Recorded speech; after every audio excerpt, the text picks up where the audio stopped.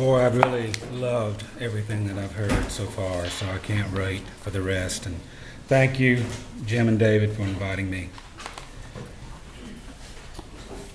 After living with the Trump presidency for 3 years now, we know what we are fighting against. We know what we are fighting against when in full view, as David so eloquently articulated, the documented evidence of children being caged and abused routinely at the border by U.S. Customs and Protection officers. In the name of what again? The proper response is outrage, a shout, a scream, protracted one. When will it stop is the only logical question. The list of damaging policy decisions is long. The damage to the environment is critical. And in so many parts of this nation, there seems to be a rush to promote a brand of malicious materialism and to celebrate a self-absorbed, self-deceiving pettiness. When can we reverse this course? Hopefully soon. We know that we were also resisting an assault on language itself, with every ridiculous, nonsensical, proudly misspelled, and willfully inaccurate tweet. And with each of those tweets, we know who we are resisting, at least in his symbolic role. And so I will say his name this one time. Is there any individual who is a fuller portrait of injured incompleteness than Donald John Trump? Even worse, in the guise of entertainment, he has spent a lifetime practicing just one thing, using his notoriety and privilege to subvert the procedures of the law and to selectively oppress. So, what do we do with our idealism when we were forced to throw up our hands, sometimes, many times, every day, in response to this glut of corrupt intent? Given the extent of our worries today, it is nevertheless a very real consolation that writers have always found a way to write. It is, in fact, an antidote to the venom. And so, when we write, we do so for not just ourselves, but for others. And ask any writer living anywhere, including a totalitarian state, if truth matters or not.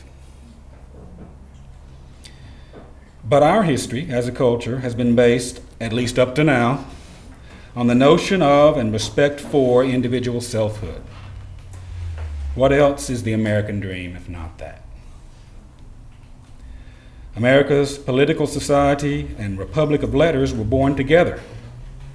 American literature has always been intended for an expansive, diverse, and democratic citizenship.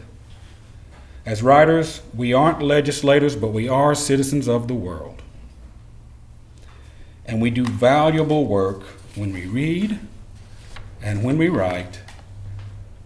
That work is valuable because literature offers up a forum for any democratic discontent and advocates for an ethic that imagines what it's like to walk in another person's shoes.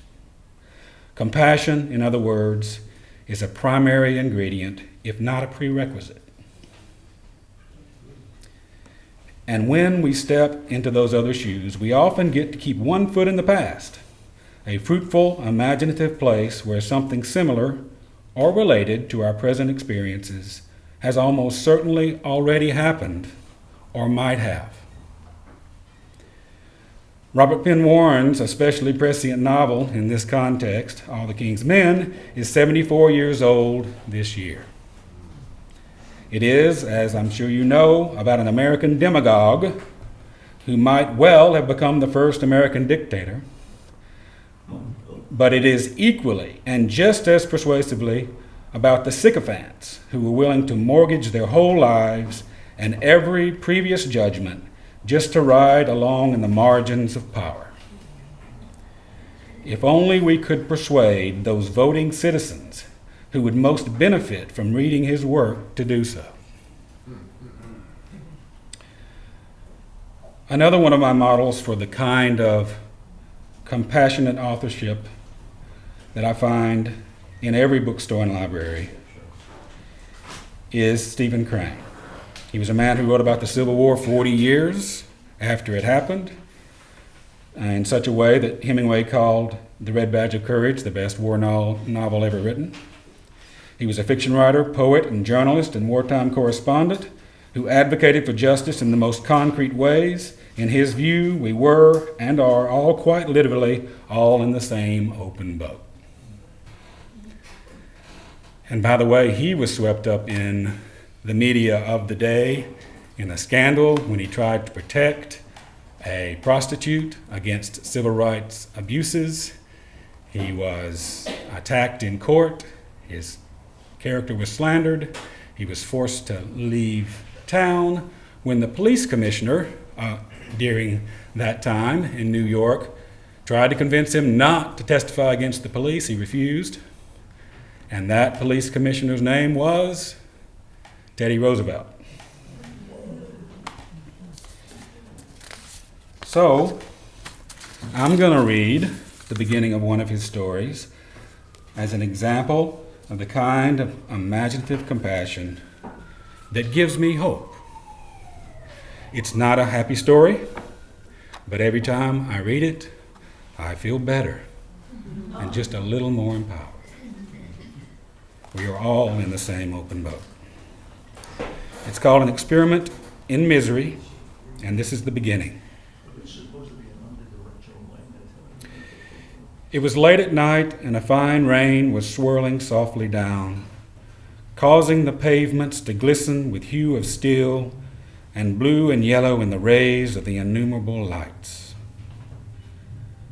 A youth was trudging slowly, without enthusiasm, with his hands buried deep in his trousers pockets, toward the downtown places where beds can be hired for coppers. He was clothed in an aged and tattered suit, and his derby was a marvel of dust-covered crown and torn rim. He was going forth to eat as the wanderer may eat, and sleep as the homeless sleep. By the time he had reached City Hall Park, he was so completely plastered with yells of bum and hobo and with various unholy epithets that small boys had applied to him at intervals, that he was in a state of the most profound dejection. The sifting rain saturated the old velvet collar of his overcoat, and as the wet cloth pressed against his neck, he felt that there no longer could be pleasure in life. He looked about him, searching for an outcast of highest degree, that they too might share miseries, but the lights threw a quivering glare over rows and circles of discarded benches that glistened damply, showing patches of wet sod behind them. It seemed that their usual freights had fled on this night to better things. There were only squads of well-dressed Brooklyn people who swarmed toward the bridge. The young man loitered for a time and then went shuffling off down Park Road.